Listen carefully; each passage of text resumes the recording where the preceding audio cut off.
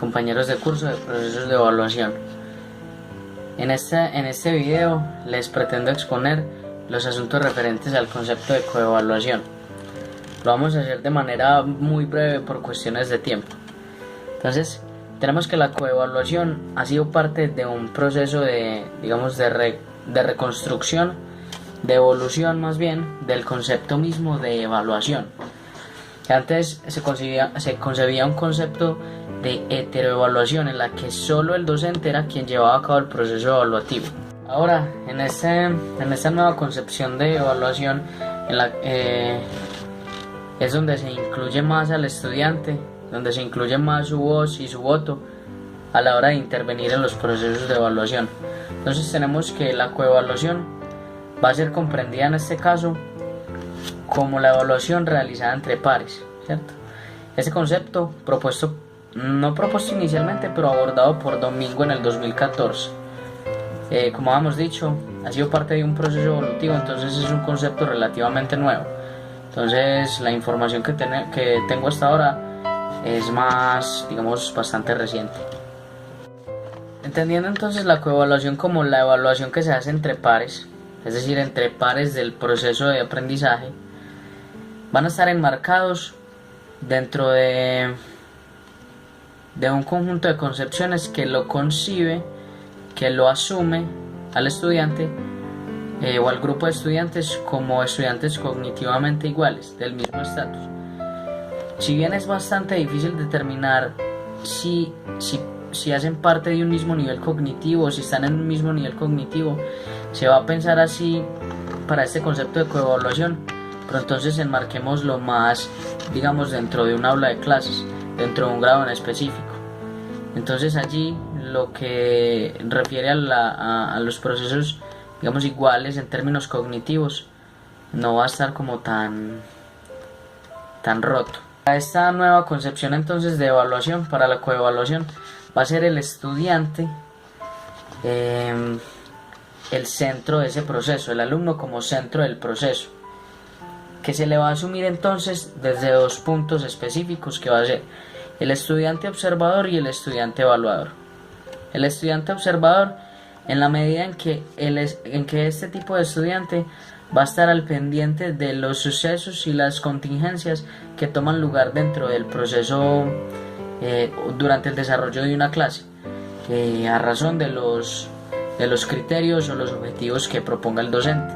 Entonces el estudiante observador va a estar muy pendiente de esos criterios previamente establecidos para luego pasar a ser estudiante evaluador, donde va a poner ya su voz y va a pasar a determinar o va a pasar a enunciar unas críticas constructivas, claro, a razón de los productos que su otro compañero ha producido, valga la redundancia. La evaluación entre pares se traduce para este caso entonces en el análisis y trabajo colaborativo, concepto propuesto por Rodríguez, Ibarra y García en el 2013.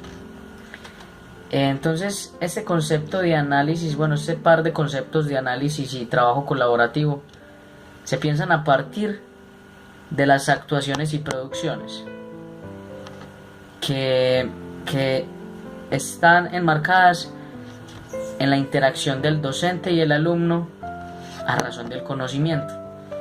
Entonces es colaborativo en tanto la intervención de todas las partes implicadas en el proceso de aprendizaje, de evaluación, asumen su rol con el fin de construir comprensiones más amplias a razón del conocimiento sobre el que se está trabajando. Es decir, la coevaluación como trabajo colaborativo siempre va a propender al fortalecimiento de esos conocimientos o de esos saberes sobre los que se está trabajando. Aparte de esto, estos conceptos de colaboración, los análisis y el trabajo colaborativo, promueven dentro de ese proceso una reflexión interna, una introspección. ¿A razón de qué? de las prácticas que como estudiante yo realizo, las estrategias que yo como estudiante utilizo para fortalecer precisamente el proceso de aprendizaje. Entonces es una reflexión interna que me va a llevar siempre a repensar mi práctica como estudiante, mi práctica como constante sujeto de interacción en relación con el conocimiento y con mis pares. Promueve también dos situaciones de comunicación específicas, una situación de comunicación formal y una informal. Partamos por la informal. Entonces tenemos que esta situación de comunicación informal se enmarca principalmente en las interacciones cotidianas de los estudiantes, incluso por fuera del aula, incluso fuera del ámbito escolar. Es decir, las interacciones que toman lugar en la vida cotidiana de ellos, en una constante retroalimentación de los asuntos previos o que tomaron lugar en pasadas actividades dentro de la institución. Entonces es coevaluación porque se está haciendo retroalimentación no formal, pero sí válida para fortalecer esos procesos de aprendizaje. Y tenemos la situación de comunicación formal, que suscita precisamente el ir al pie de los criterios y objetivos que el docente propuso en un inicio. Entonces esta situación de comunicación formal va a estar más enmarcada en los asuntos que el profesor propuso y va a estar precisamente regida por estos.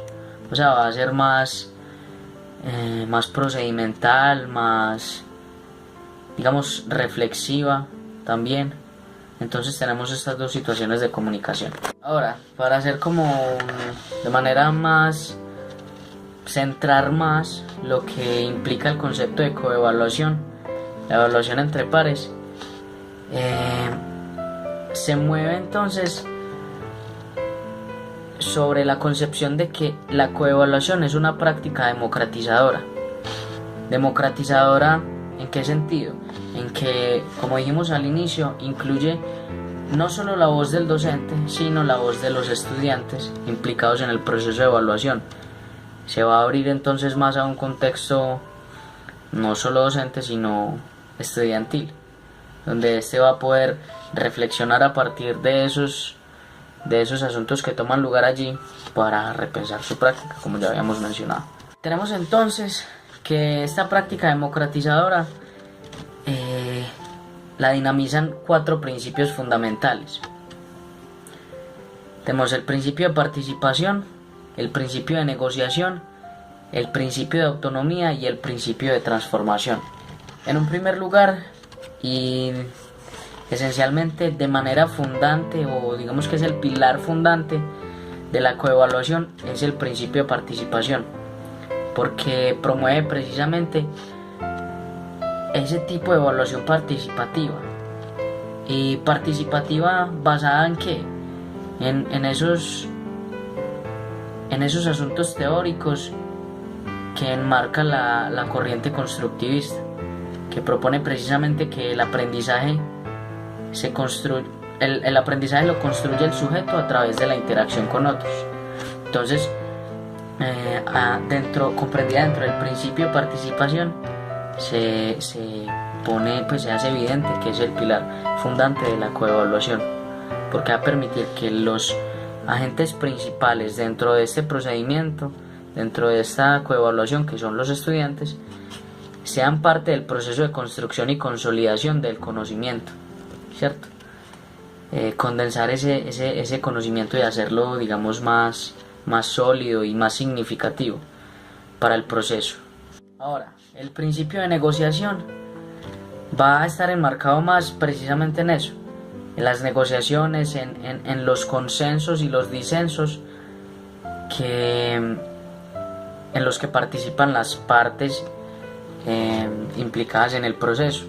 Se van a llegar entonces a unos acuerdos para dinamizar el proceso de coevaluación, a unos acuerdos que van a tener en cuenta las necesidades de cada una de las partes, de cada uno de los estudiantes.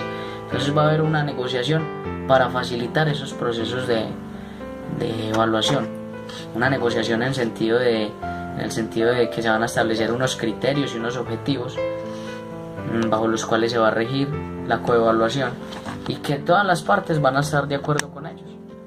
Precisamente por eso se le enuncia como un principio de negociación.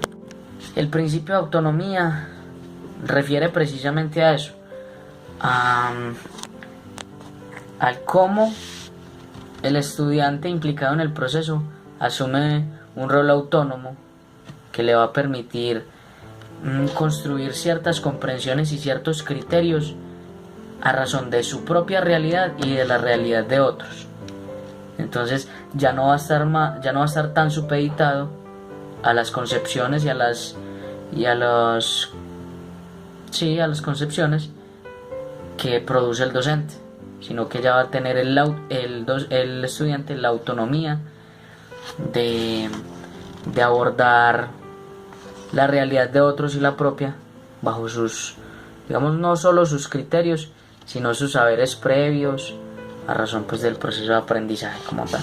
Y por último tenemos el principio de transformación, que va a permitir precisamente eso, a partir de los asuntos que se mencionaron anteriormente, construir, digamos, o no construir, sino más bien reajustar esos criterios y esos objetivos, reajustar los asuntos procedimentales para que la coevaluación propenda a mejorar, que no sea simplemente un asunto de solo reflexión y que no trascienda. Entonces el principio de transformación va a permitir precisamente eso, que se incluyan y se tomen en cuenta diversos aspectos que circundan al sujeto o a los sujetos implicados, como lo anunciamos anteriormente, el contexto, las necesidades, las circunstancias en que se da la coevaluación, para pensar cómo ese proceso de coevaluación se puede mejorar y dinamizar. Entonces, como dije al inicio, era como una exposición breve de los aspectos que circundan el concepto de coevaluación. Por cuestiones de tiempo, ha sido pues como tratando de sintetizar bastante lo que el concepto propone, enmarcándolo como elementos principales, estos que les acabo de exponer y que propone también el recurso que utilicé. Entonces espero que haya sido fácil de entender y muchas gracias.